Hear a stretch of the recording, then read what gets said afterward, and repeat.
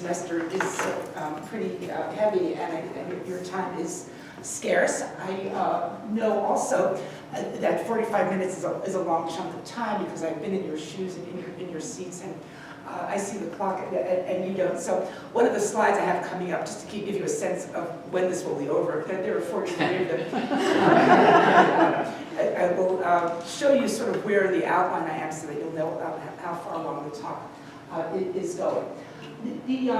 The project, as Professor Randall said, is a book called Making the Best of Semen, and Professor Randall also mentioned my earlier book, The Common Law Inside the Female Body.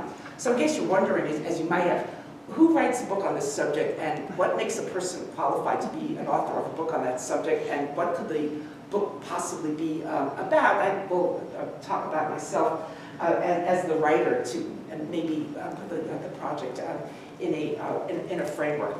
I wrote about the female body in the common law book, and I found that if you want to opine and bloviate about what the law should do to or with or against female reproductive anatomy, you've got lots of company, lots of approval, and lots of literature to read. So abortion, which occupied a lot of the book, a big issue in my country, wisely handled here in Canada, or rape, or the sale of access to one's body for sexual purposes by customers, or the production of babies, the containment and nurturing of an implanted embryo. There's plenty of legal treatment of all topics like these, and no such thing as being unable to opine on the issues. And then when I started to think maybe there's a male kind of sequel or counterpart book to write, I had a very different experience in reception, in my own psychology and neuroses and anxieties in the audiences that were willing to listen to this issue. And I think the reaction that I got, which I'll be talking about in the talk, is part of my subject matter. What I call unmentionability in the slides there is related to the law's opportunities, most of which have not yet been taken, to assert some kind of control over the management of this substance. So the book is arguing that semen deserves more attention from law and policy than it now gets. My focus on semen rather than some other aspect of male reproductive anatomy probably originates in my background in products liability. I'm interested in hazardous substances, in regulation as it intersects with legal accountability post hoc of the litigation type. I thought it would be interesting to think about semen as a substance among other substances, or something kind of a quasi-product. And I have a products liability paper on semen coming out, and it just came out in the DePaul Law Review at a symposium, so that aspect of my ideas has recently been published. Now, okay, let me go back to my poor control over the device here. I think I'm getting confused by my laptop. So this is the outline that I promised, where you can sort of tell where I am, what I've already been through, and what is coming next. I want to start with the idea of roaming free, the idea of a lack of accountability, that the idea of even setting out to control in any way this substance is an affront, it's sort of disrespectful or insufficiently reverent.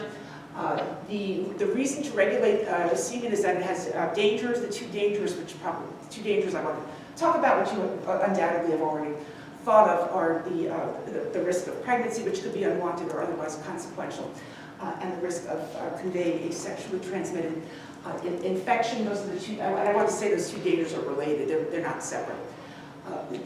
What it might mean to regulate semen is item 3 there on the list. It's an undertaking that has to be careful and can't really do that much, but it's also not nothing. There are opportunities for regulation of the substance in advance. And the last topic, I want to point out the ways in which semen is not only poison or dangerous or hazardous, but extremely desired, and not only even for the source of its gametes, the sperm in it.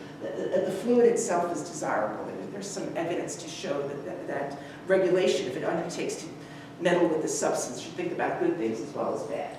Okay, now, running free with the help of unmentionability and prestige.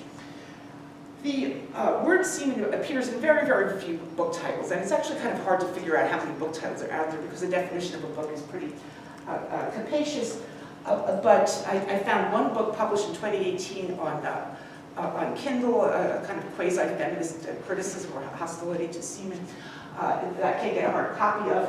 I found a book published in 1954, and once you get past those two titles, they're very obscure, narrow scientific books, always with a type of animal species in mind. That's not humans. So the lack of publication is striking when you think about other fluids like blood or water, which occupy hundreds of book titles. And as I said before, the contrast of controls on female bodies. Lots of writing, plenty has been said about that. Now, how do you prove that something is not mentioned, a negative? Because after all, maybe it's not mentioned because it shouldn't be mentioned. It's not interesting. It's not important. So I have two ideas, and I'll tell you about what I found. If you have other suggestions of how I could prove that semen is kind of undermentioned in relation to its importance, I'd be interested to hear them. If you think that my methods here are unsatisfactory, I would certainly admit that they're inadequate, but they're what I was able to think about. So I tried repeatedly with ChatGPT. I know there are several other AI platforms available to people went in with an internet connection, and I've investigated the Gemini, I think is what Google calls its current one. So when you try to ask ChatGPT about semen, it will basically call you a pervert. I kept trying to revise my prompts to say, no, I'm a scientist, or in a medical knowledge only. And what I think this response is telling me is that the majority of content, the verbiage on the subject is smutty. You know, and the serious mentionability of semen, which is what interests me, seems to be possibly a gap in what's published.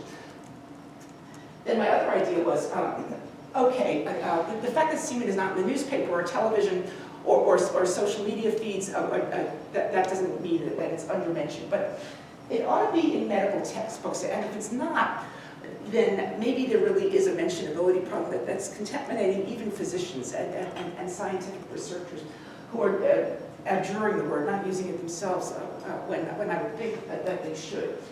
So I went to a medical school library last summer. This was my method. Brought the phone with the, although I only happened to have the phone, I used it spontaneously when I was there. And I looked around at the subject matters of the shelves. The library just separated the books by subject matter category.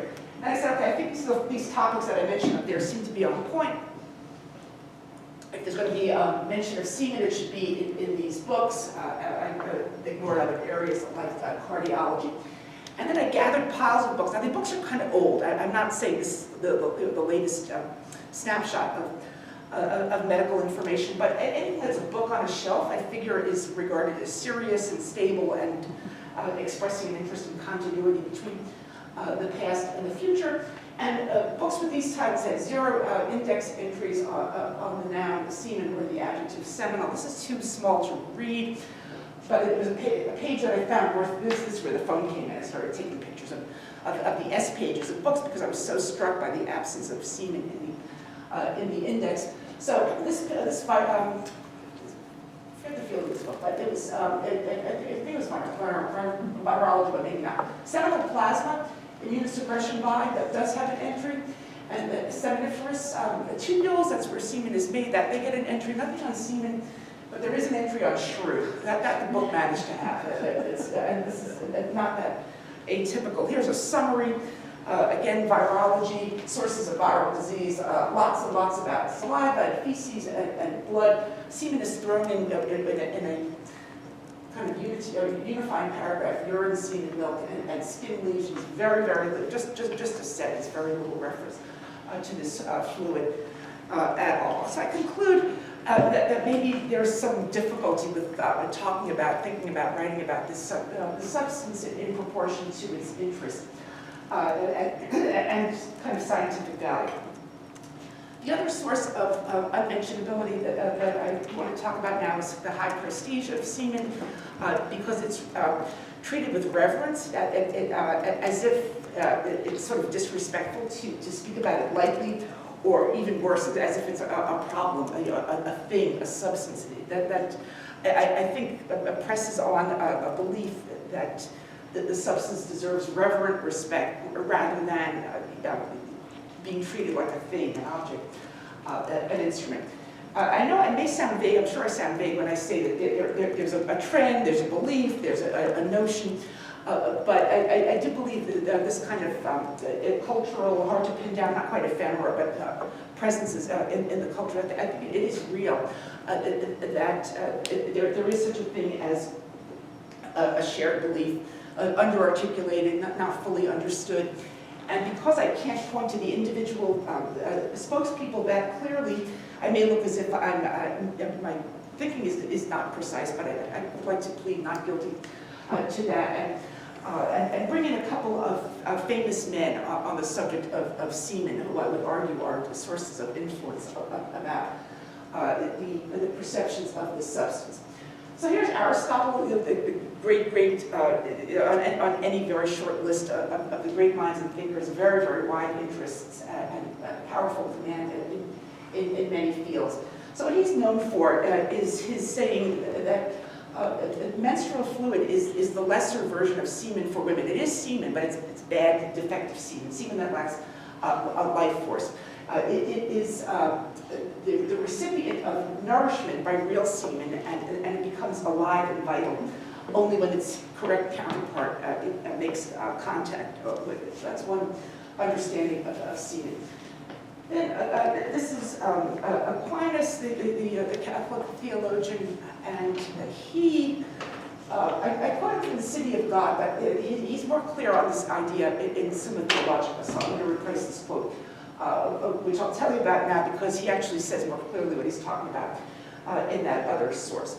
So according to Aquinas, original sin, the reason we all are steeped in sin, while we're all born in a state of sin and are doomed in effect, unless we take action, is the original conveying of semen to us by Adam, the first ejaculator. Semen delivers original sin to the next generations.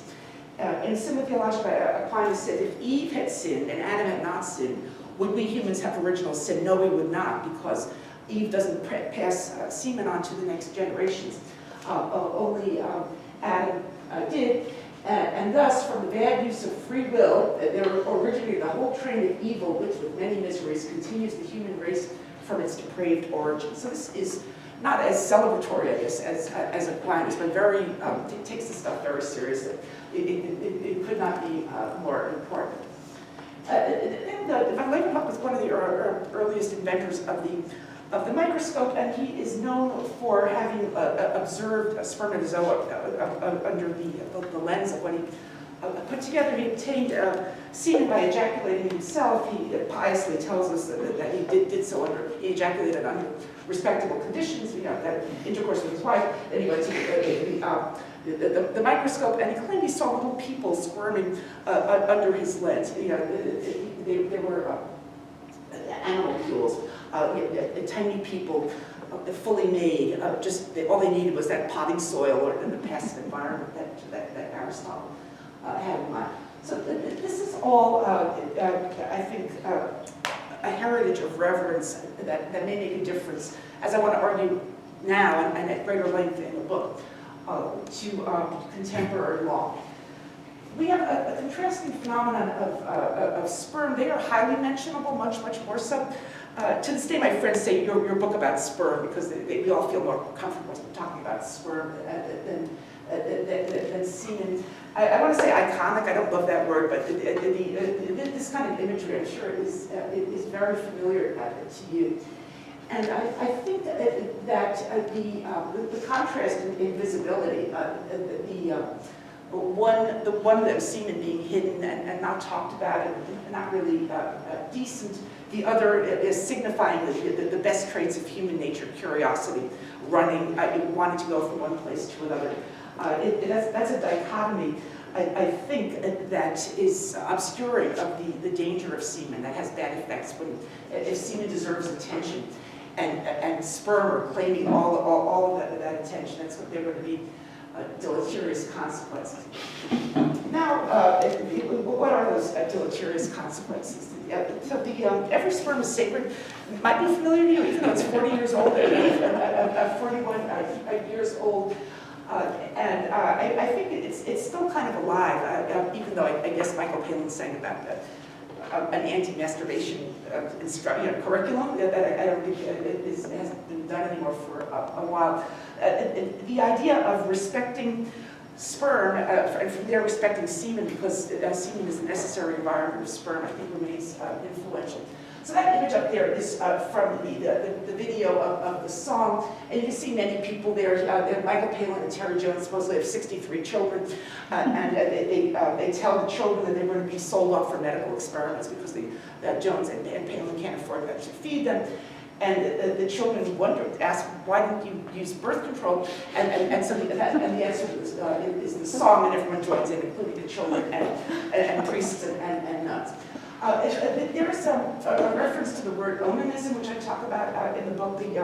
Chapter 38 of Genesis, it tells the tale of Onan, who practiced coitus interruptus, pulled out before ejaculating, and was punished by God for the sin.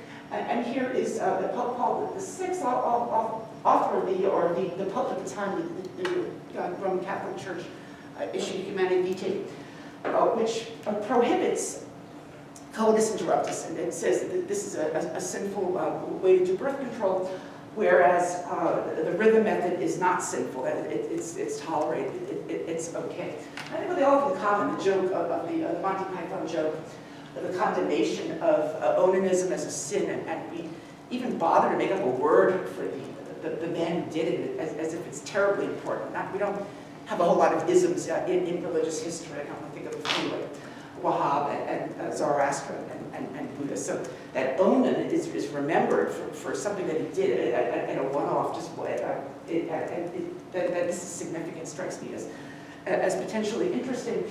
As for the prohibition on coitus interruptus as birth control, the church's position from 1968, which I think is still current, is that you can't do this because it's not natural. And whereas recourse to infertile periods and the rhythm method that is natural, and I don't see what's unnatural about withdrawal as a contraceptive method, comparable to mechanical devices or sterilization or abortion. That there must be some kind of deference to semen going on. That's the only way to think about it. That's the only way I can understand condemning the pulling out as a wrong thing.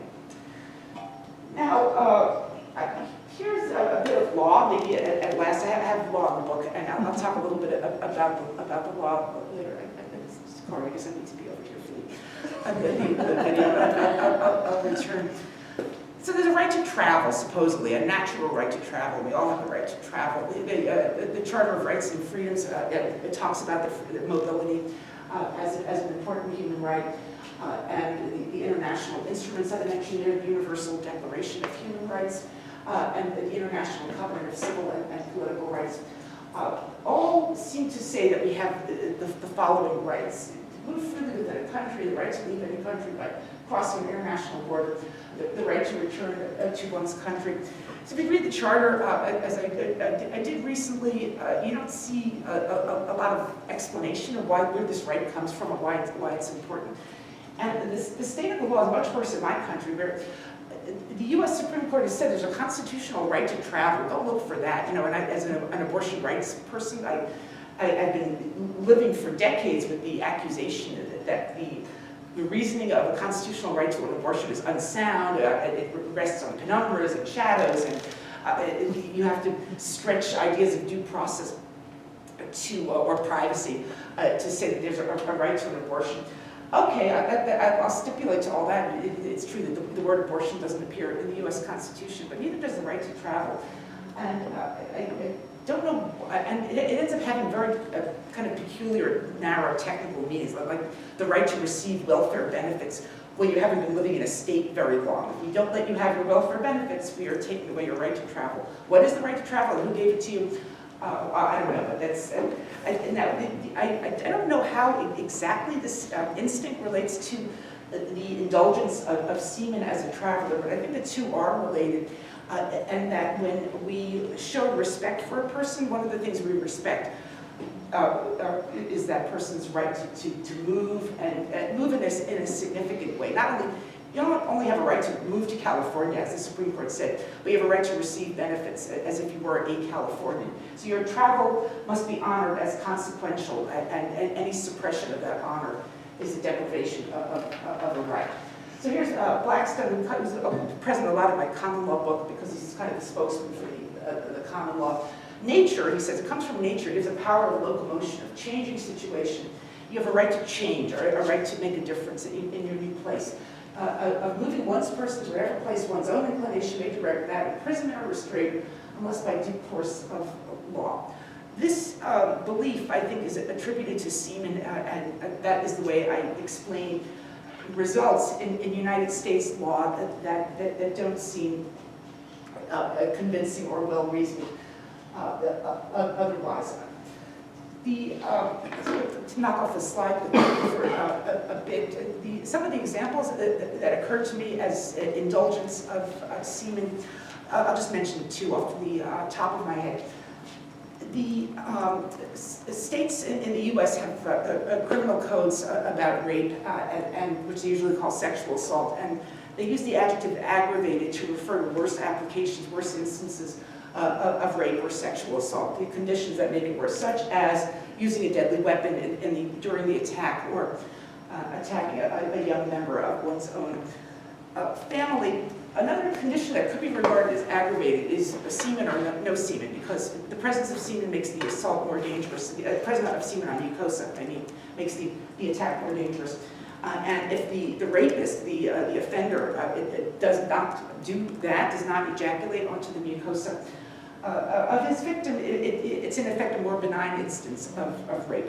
But semen is never included as one of the aggravating conditions. There are also wrongs that seem obviously wrong to me and maybe to you, but are very curiously indulged in American law. One is what's called condom stuffing, removing a condom surreptitiously and ejaculating into one's partner.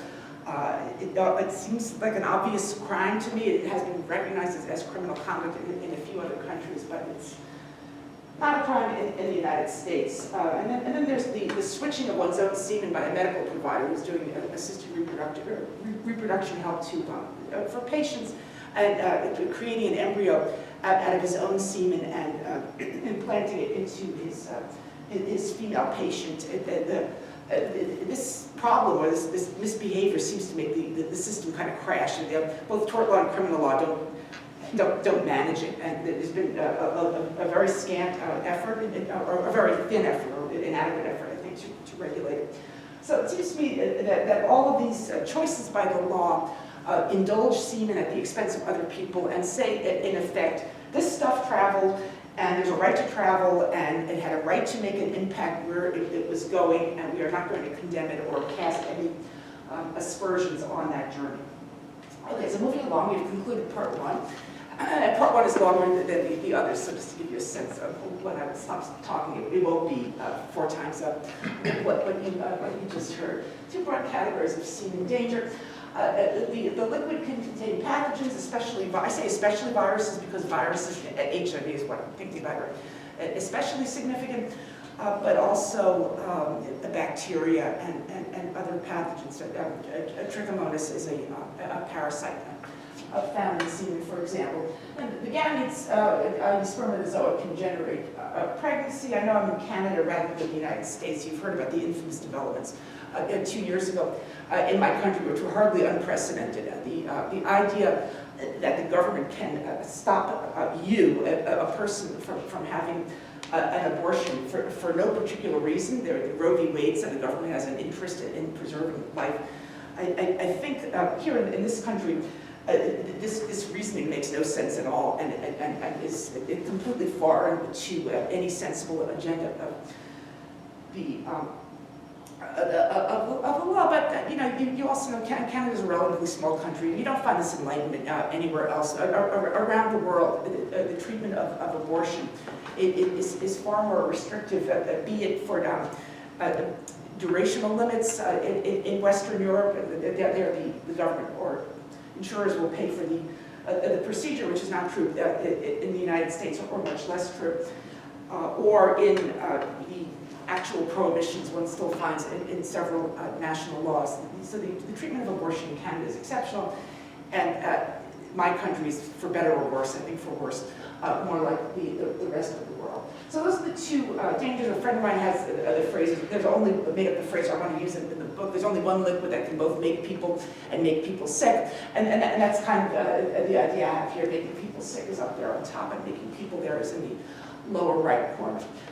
What I want to say that might be less familiar, because I know you know about insemination, baby making, and STI transmittal, is that the two phenomena are related. And that means, as I keep insisting in this book, that semen is different from sperm. It includes more. Semen brings sperm to another person, but it also has content of its own that independent of sperm. And what puts them together is the reproductive agenda that science attributes to these body parts and human beings who deliver them means that anatomical structures and substances have a reproductive purpose. And I think this is true, and I don't think it'll be controversial over here to infer some idea about design from the presence of even behaviors, but certainly anatomy. So we have a large, thick skull, for example, mine in particular, to protect the brain. So we've got bone material to protect our brain. Our skin is both protective and impervious. It allows entry and repels entry for agendas and purposes that relate to the preservation of the organism, the whole animal that the skin protects. So if you are willing to believe this, which I don't think will be controversial here in this room or even anywhere really, semen has a function of supporting the health and agenda of sperm. Its job is to provide a good home where sperm can grow and prosper and thrive. And then when it delivers sperm into the body of another person, semen is designed to make that function go well in the sense of insemination. So what seminal fluid wants to do, if you can forgive this personification, is make conditions as good as they can be for sperm. And what that means is defeating and resisting immune responses and other kind of hostile reception conditions inside the female reproductive tract. So if you think about these three conditions present in semen, they relate to both fertilization and disease thriving. And HIV, because HIV was such a terrible calamitous disease before the last 25 years of effective retroviral therapy and the reduction of viral loads. So HIV is not the big deal, of course, that it was in the 90s when this research occurred. But I'm kind of looking for the evidence about semen, and what I find are studies involving HIV. So semen's pH is alkaline. The vaginal fluids and tissue tend to be acidic. And the ascribed reason from evolution or reproductive fitness is that semen wants the sperm to prosper. Acids are hostile to sperm. They tend to attack it. So alkalinity is understood as a buffer, and buffering is used more or less as a synonym for alkaline. Make the environment less acidic and more alkaline is the design of seminal fluid, and the sperm will prosper. It also makes pathogens prosper. The same protections that combat the defenses of the vagina, the acidic environment and immune responses, have an impact also on viruses and bacteria that are traveling as well. The fructose is heavily present in seminal fluid. It provides literal sweetness and also calories. This is energy to help the sperm travel. They swim rather weakly, but they do swim a little, and they need sugar to go on. Fructose also has counter-immune effects on receptors. And this is the curious substance or thing, amyloid fibrils, which, if you sort of Google it or read about it in the paper, it's associated with a lot of alarming diseases, the severe neurocognitive conditions like Alzheimer's and Parkinson's. Semen is the only substance in which amyloid fibrils are present absent disease. So they're part of healthy semen. And what they do, apparently, and this is my understanding of rather densely reasoned science papers, these fibrils promote the sticking together of particles of a different nature. And so they harm some sperm, speaking about the sperm function, but they're basically taking out the weaklings, the losers. Derpy sperm is one of my research assistants called it. The fibrils kind of clock out, just discourage the propulsion of some sperm, and that effect of uniting with another substance is also done to an immune receptor response. By the woman, I guess I'll call her that. And so in weakening the bad sperm, the amyloid fibrils also weaken response particles inside the female inside the vaginal tract, I should say, that would otherwise combat HIV. That means, at least at a general level, the conditions of seminal fluid that serve to promote reproductive fitness also promote pathogen fitness and point up the distinction between semen and sperm. Now, as for what exactly is in this stuff, many viruses, more than 27, identified to having present in semen. Now, coronavirus, of course, has had a lot of attention in the last few years. The fact that it's present in semen, I don't find especially interesting or important. I don't think that COVID is in any significant way a sexually transmitted disease. But I think this latest or relatively recently found virus shows the hospitality offered to these conditions in semen. The presence of HIV in semen is much more potent in a dangerous way than the presence of HIV in another fluid like blood. And that relates to the immune dealings that I was talking about before. The environment of seminal fluid makes HIV cells more likely to succeed in infecting another person. So it's a kind of superpower environment that no other source of HIV can provide. Ebola got a lot of attention in recent years. It's still foreign to North America and the Western Hemisphere. What's noteworthy about Ebola in semen, again, it just seems an extra good environment. Ebola will die off everywhere else before it dies in semen. And if you are a national government imposing border controls, I have an aside about that in a moment. You might want to test visitors to see whether they carry Ebola, and because we don't, I think, want to test people's semen at the border, you might prefer a more benign intrusion like testing saliva. It's possible that the controls will fail because the level of the presence of Ebola would not be strong enough to be detected in saliva, but would be strong enough to make the individual bearing the disease a source of risk. I got stopped at the customs line when I was flying from LaGuardia Airport, the landing at the Toronto counter, and we're speaking of border controls, remind me of this exchange. the lady behind the counter asked where I was going, was I traveling on business or leisure, and I explained that I was coming here to give a lecture, and she did say, "What's it about?" And I said, law and regulation. She's living, instantiating my own experience, the possible inevitability of this word. Bacteria are less central to semen. They travel very conveniently by other means as well, but semen contains all of the major bacterial STIs, syphilis, gonorrhea, and chlamydia. And there's some evidence that health-giving, nurturing propensity that I mentioned before about HIV is present also for gonorrhea.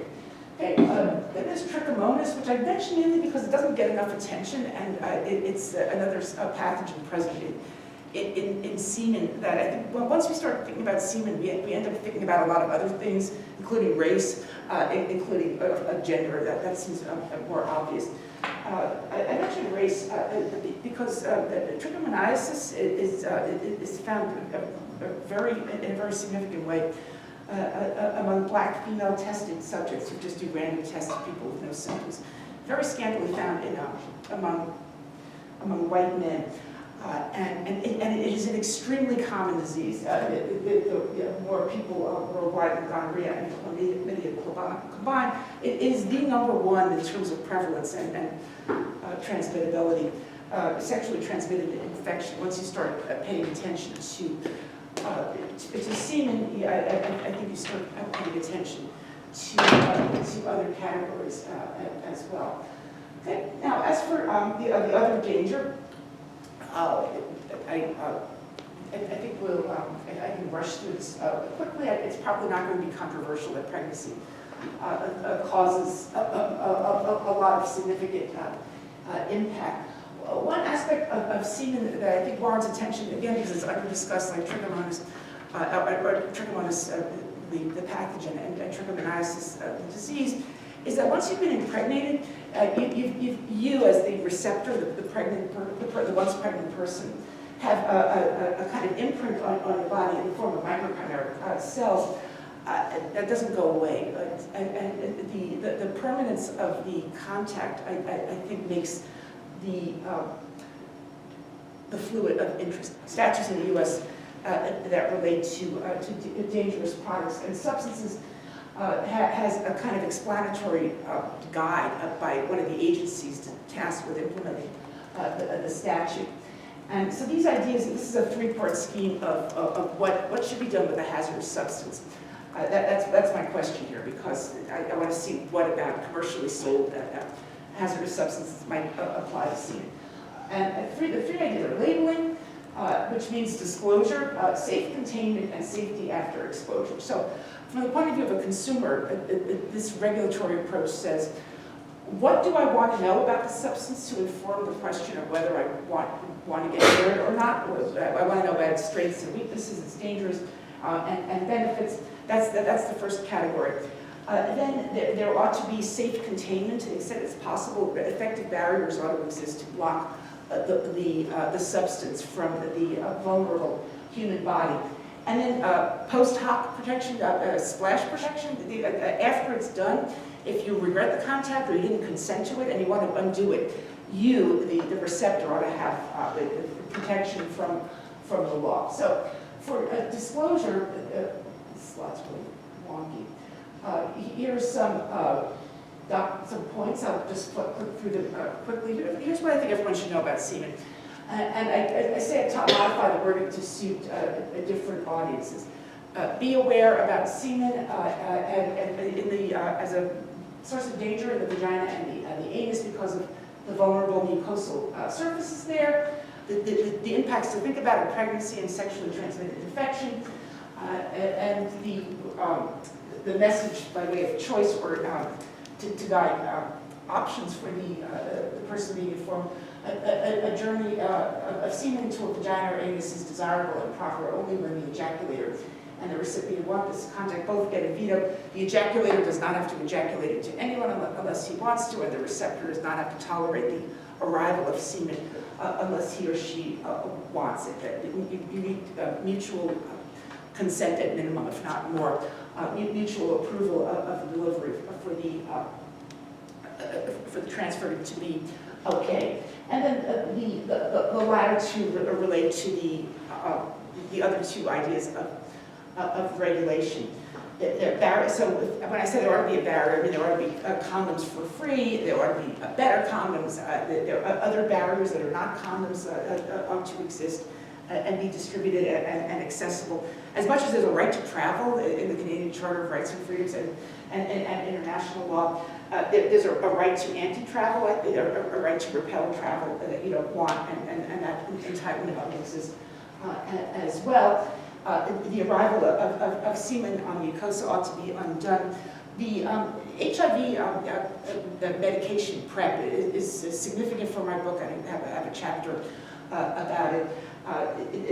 PrEP is an early preparatory, if you like, anticipation of semen to come that I think has models for birth control and in general, and rejecting or repelling unwanted semen.